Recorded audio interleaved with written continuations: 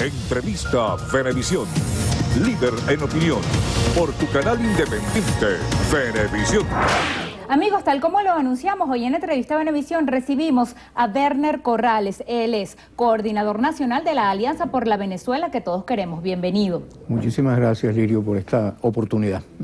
La canciller de la República, Delcy Rodríguez, anunció que se va a ampliar la cooperación con la Organización de Naciones Unidas para adquirir medicamentos y posteriormente también alimentos. Aunque ella dijo que es una matriz mediática que hay que desmentir, esto sería el reconocimiento tácito de que hay una crisis humanitaria, un tema que usted mismo planteó el año pasado.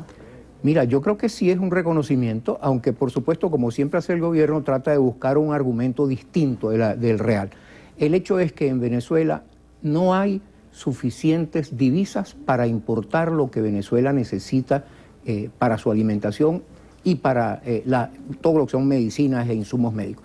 El gran problema ha sido que el gobierno se negó desde hace ya más de un año a aceptar iniciativas que tuvieron algunos órganos de Naciones Unidas para establecer el canal humanitario. Ayer oí a Jorge Rodríguez diciendo que esto no es un canal humanitario porque eso va a ser pagado. Eso es falso. Es absolutamente falso.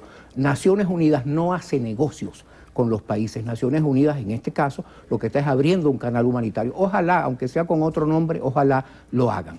Bueno, usted mismo fue embajador en Naciones Unidas, sabe cómo funcionan los mecanismos. Así es. Y te repito, no hay negocios de parte de Naciones Unidas, como tampoco hay negocios de Cáritas. Una cosa que dijo anoche también Jorge Rodríguez, que lo oí decir.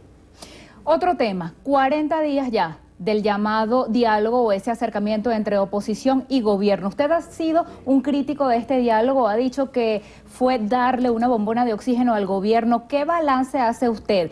¿Qué se ha hecho? ¿Qué no se ha hecho? ¿Qué está a tiempo de hacerse a estas alturas? Mira, primero que nada yo debo decir que soy un partidario del diálogo y vamos a darle el nombre que tiene que dársele, de una negociación, de una salida negociada a esta crisis. Pero hay que tener claro, cuando uno va a negociar, tiene que tener claras dos cosas. Uno, cuáles son los objetivos de la negociación y dos, qué instrumentos de presión tiene que guardar para poder emplear en favor de los resultados que quiere de esa negociación. La única manera de salir de la crisis que tenemos es cambiar el régimen. No hay salida a la crisis económica a través de ir aceptando poquito a poco, ahora me liberaron a 7 presos más. La crisis económica requiere, por lo menos hoy, por lo menos para los primeros 18 meses, 40.000 millones de dólares. Venezuela no los va a conseguir a menos que cambie de régimen, porque no hay ninguna confianza en los órganos internacionales. La oposición tendría el gran instrumento en sus manos, pero los entregó los dos al sentarse en la mesa de diálogo, que son la presión popular en las calles, la movilización ciudadana. Por primera vez después de muchos años, toda la oposición estaba junta alrededor de una agenda unitaria, la abandonó. Y dos, el juicio político a Nicolás Maduro. ¿Por qué entregó los dos instrumentos que tenía la MUD para la negociación y no le exigió al gobierno que entregara los suyos? Porque el gobierno siguió atacando, el TCJ sigue tomando decisiones, el CNE sigue tomando decisiones, siguen habiendo colectivos que atropellan a gente de la oposición. Creo que hubo dos errores muy importantes. Primero, no tener clara cuál era el objetivo de la negociación o del diálogo, y segundo, haber entregado las armas de presión. Por eso, los resultados a hoy son muy magros. No hay resultados relevantes para la oposición democrática en lo que ha habido de diálogo.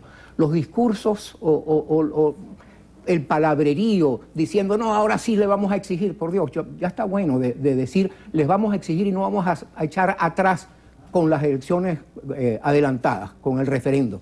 Le vamos a exigir el salir de todos los presos políticos. ¿Qué ha pasado con eso? ¿Por qué ya no se habla más de referendo?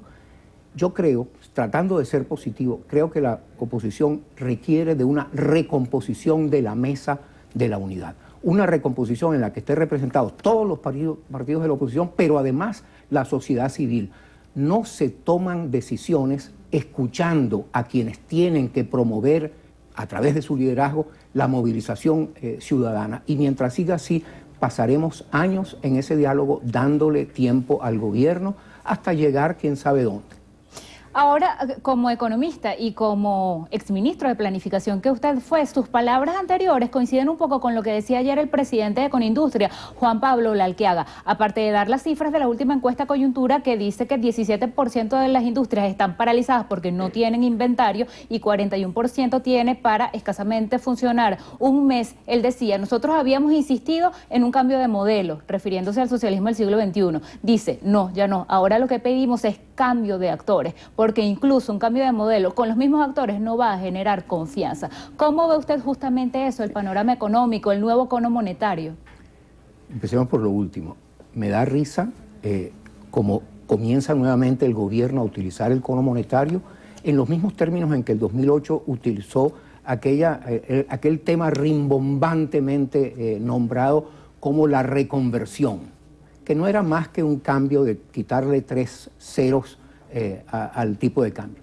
Mira, el cono monetario es un instrumento para que la gente no tenga que andar con paquetes enormes de billetes como lo tiene que hacer hoy en día, pero no resuelve nada en absoluto la inflación. Oí a José Guerra en unas declaraciones muy acertadas diciendo que a menos que haya una política antiinflacionaria, que lo primero que tiene que hacer es que el Banco Central no siga siendo la caja chica del gobierno, que produce y produce y produce nuevos billetes, a menos que haya una política antiinflacionaria, no se resuelve.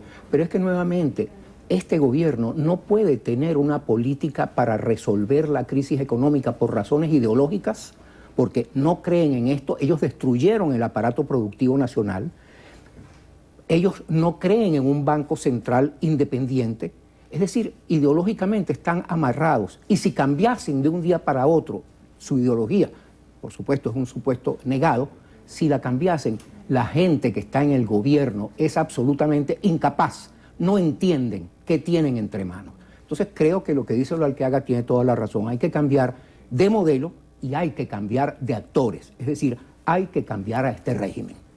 Me da pie para preguntarle cómo, tomando en cuenta que usted ahora está como coordinador nacional de algo que se llama Alianza por la Venezuela que todos queremos. ¿Cómo es esa Venezuela? ¿Qué hay que hacer para llegar a ella y en qué fase estamos ahorita?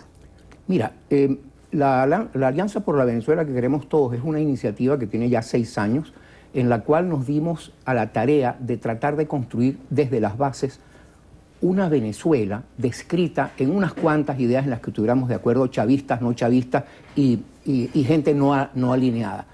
Esa Venezuela es muy distinta de la que tenemos y hay una posibilidad de construirla porque las bases están de acuerdo. Lo primero, tenemos que reconciliarnos.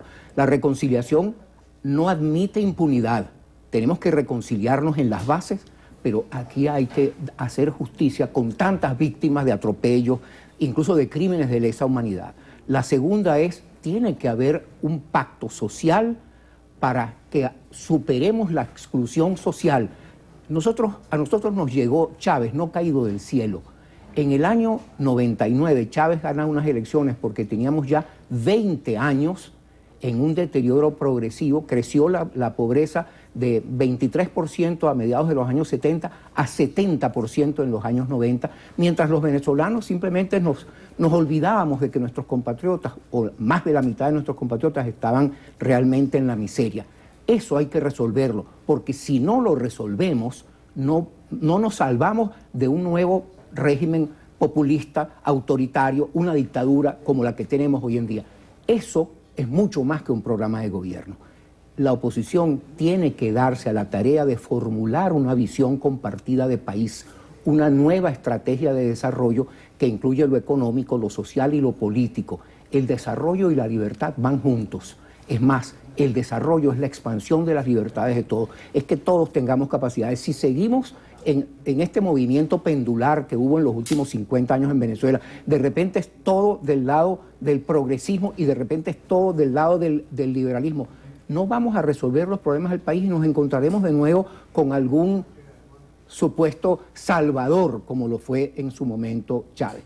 Lo que debe hacer la oposición, por supuesto, hay una coyuntura inmediata que salvar. Tiene que haber una negociación para salir de esto en paz, pero el objetivo de la negociación tiene que ser salir de este régimen por vías pacíficas.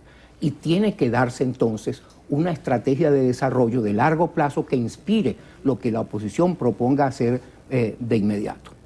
Voy a poner a prueba su capacidad de síntesis en un minuto. ¿Cómo lee usted la aparición de ese llamado chavismo crítico o de esa nueva alianza opositora? Y por otra parte, todo lo que explica suena intangible. ¿Qué hacer en el corto plazo o en lo urgente que reclama la población?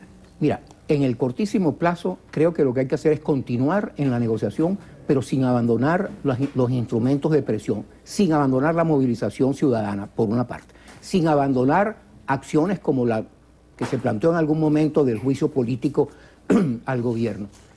¿Qué hacer para lograr esto? La composición de la mesa tiene que cambiar, de la mesa de la unidad, quiero decir. La dirigencia opositora tiene que representar a toda la sociedad venezolana, no tiene que cerrarse aparte de la sociedad venezolana. Eso es fundamentalmente lo que debería ser. Y la negociación tiene que ser una negociación que busque cambiar al gobierno. En el camino de cambiar al gobierno no se puede aceptar medidas pequeñitas como estas con las que distrajo el gobierno a la oposición en los últimos 30 días. Muchas gracias por esta conversación. Muchísimas gracias a ti, Lirio. Despedimos entrevista a Venevisión con Werner Corrales, el coordinador nacional de la Alianza por la Venezuela que queremos todos.